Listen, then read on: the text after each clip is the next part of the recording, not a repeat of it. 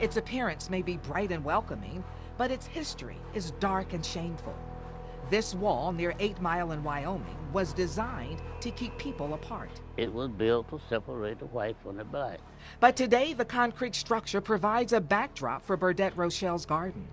He has lived with the wall for decades. He knows its past, but accepts it as part of the present. Didn't bother me one way or the other. I didn't care. Yeah, but I like the wall. So if neighbors can embrace this symbol of racial division, does that mean race relations are improving? Or in Southeast Michigan, have we just become comfortable with segregation?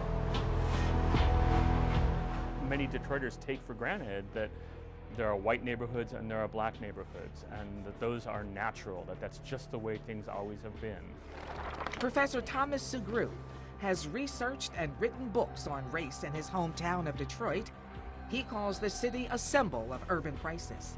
The most important factor shaping segregation in metropolitan Detroit was persistent segregation in the housing market. In fact, census data indicate the Detroit region is one of the most racially segregated areas in the country, including the Deep South.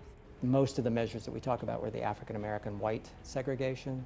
So it was when you had 3/4 to 80% of all African-Americans living within the city of Detroit, and you had all this expanse of suburbs with a very small percentage.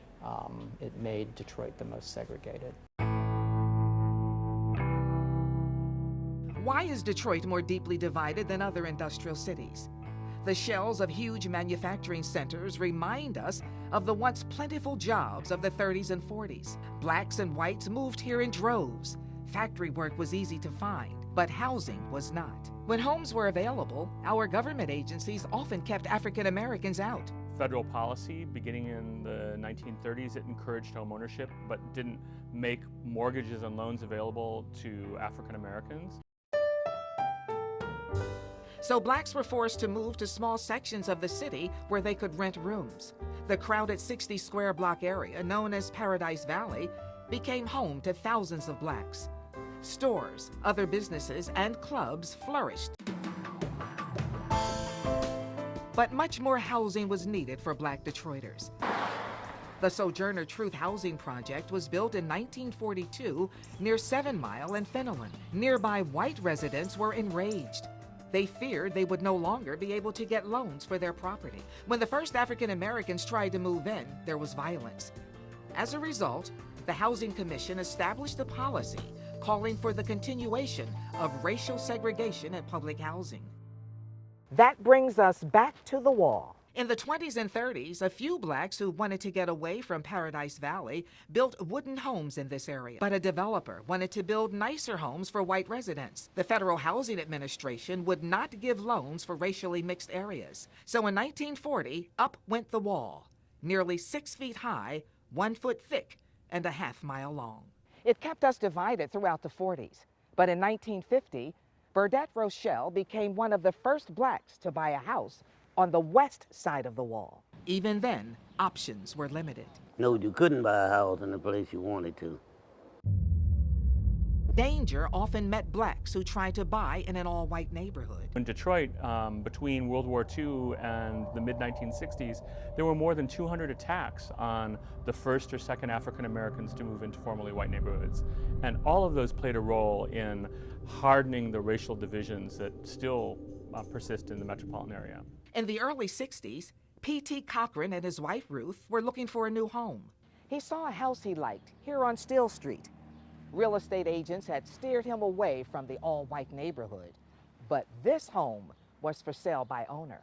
And I went in to talk to the owner and engaged in the transaction, and we purchased it. Within days, for sale signs began to appear up and down this block.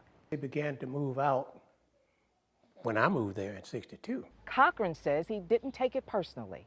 I hated to see that kind of transition, but I didn't let it disturb me because, you got to live your life. But the former Tuskegee Airman was also the first black real estate appraiser for the city of Detroit.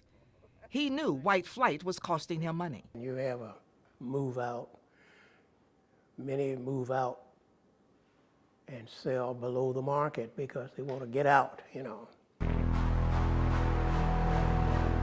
In July 1967, events on 12th Street would accelerate the white flight from the entire city. This time, it was personal. So they had guns pointed, you know, and looking. But anyway, we made it all right. Our city and its residents still bear the scars. And we've learned walls aren't always made of cement.